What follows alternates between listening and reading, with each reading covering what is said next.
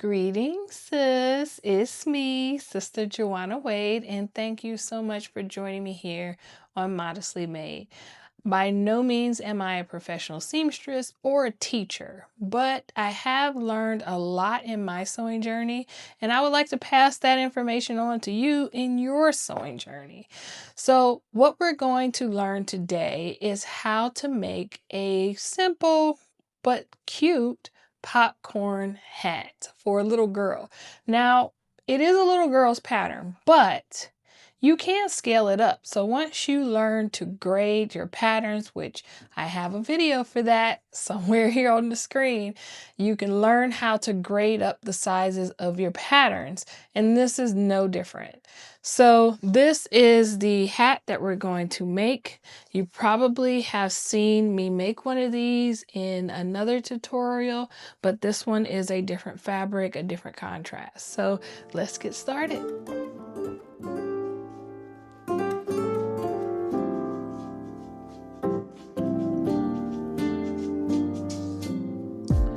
There's a few things to note when making this popcorn hat. First and foremost, this is a Simplicity costume design. It is S3060. I'm only using the hat portion because I don't make costumes. I'm never going to make a costume out of this. So I bought the whole thing just for this hat, which went really well with the dress that I made to match it. A few things to plan ahead for. First and foremost, I did not use interfacing on the popcorn portion of this design, even though it called for it. Reason being, it would just make it way too stiff. I didn't want it to be so costumey that it's just a big old popcorn on the top of her head. So I left out the interfacing on this portion. Also, another reason why I left out the interfacing is because it did not gather well. So I needed a lot thinner interfacing. If I was going to use one, I would suggest you go with a very thin, lightweight interfacing if you wanted to keep the interfacing in this hat. That's a preference, but I think without the interfacing, this thick fabric held its structure very well. So I didn't really need it. I only needed it on the headband portion. You want to pick a very soft, very thin inner layer. This is jersey, so it's very soft against the hair, and it also provides the model with some friction there so that it won't be sliding back off of her head.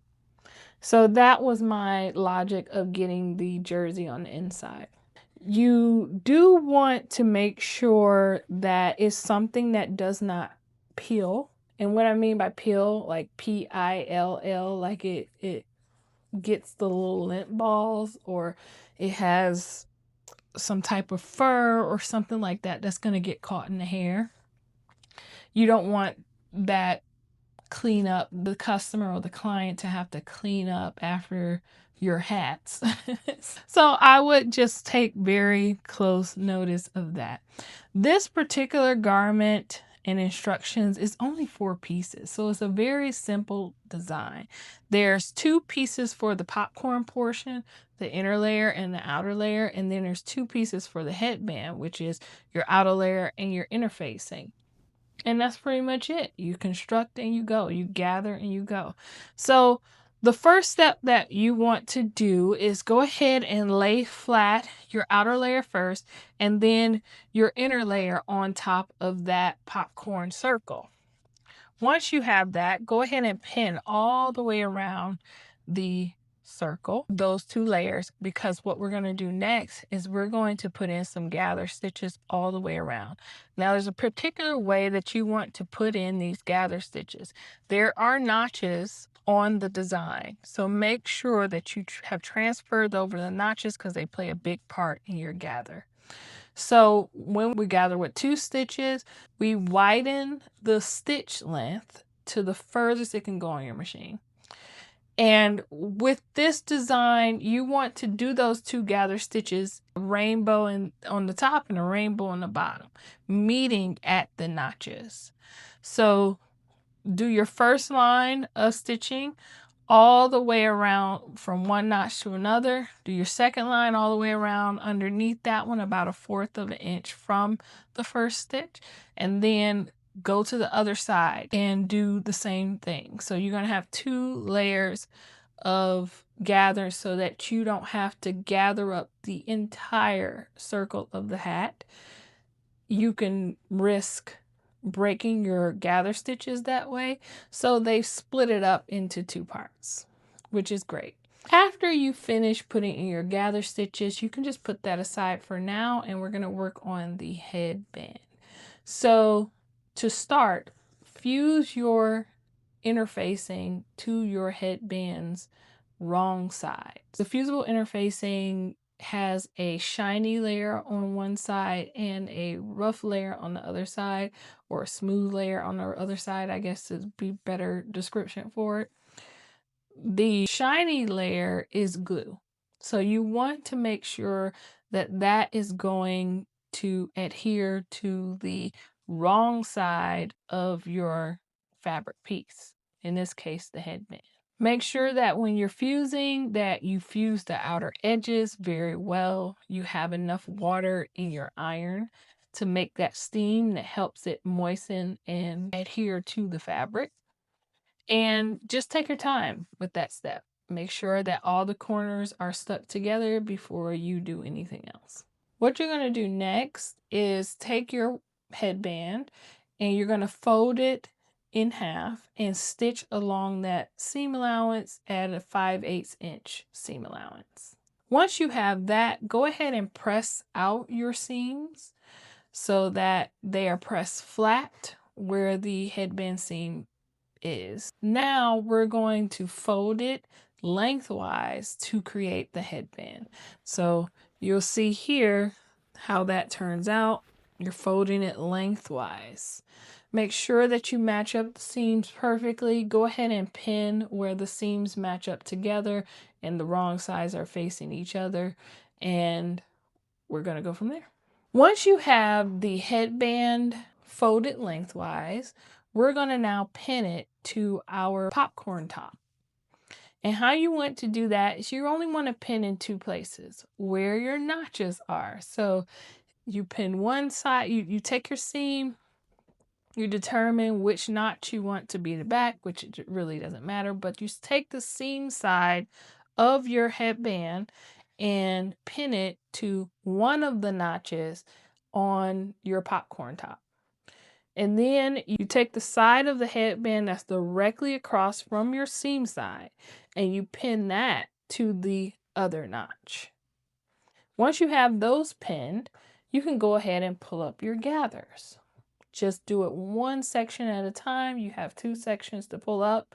You can also pin it a 4-way and pull up one side and make it like a 4-way split where you're pulling this side of the circle and this side of the circle, and then you're pulling it again. So you have 4 quadrants of that hat to gather up. Once that is done, you have formed the actual hat. So it should look more and more like a hat as you move along. It's going to be inside out, so you'll see the construction of the hat and how you're going to flip it out. But once we have that gather, we're going to go ahead and base stitch. And once you base stitch along the entire headband, then we'll move on from there, putting in our permanent stitching. So once you have your whole hat constructed, there's only one more thing to do, and that's to clean up your seams on the inside. Like I said in the beginning of the video, I just use my serger overlock machine. You can cut them down, you can zigzag stitch, you can even burn the fray of your fabric. Be careful though, playing with fire. Be careful doing that. I've never done that before on a garment. I've always just relied on my overlock machine. It's a great investment. But you can also use a zigzag stitch. And that is all. You have now the cutest little hat. And again, if you want to learn how to grade up in sizes on your patterns, make sure that you check out the video in the description, and that was on the screen earlier. It can really help you to create some of these designs for yourself, as well as your daughters, or as well as your nieces, whoever you have in your life that you want to make these girl designs. It's a cute way to twin. So if you like that, thank you again for joining me. Don't forget to like, subscribe, and share, and you have a wonderful day. Well, sis, that's our time, but I hope you enjoyed the video. I hope you learned something from it. You may get a pattern about hats or a hat pattern in the future, and this, be it as simple, it still gives you those basics of hat construction. So things like the interfacing and also the headband, you know how to do those now. So going to another pattern, it might help you to understand what you're reading in the instructions. But if you have any questions or you have something that you want me to cover, feel free to put in the comments. Don't forget to like, subscribe, and share. Also, we have live sessions on Thursdays at 7 p.m.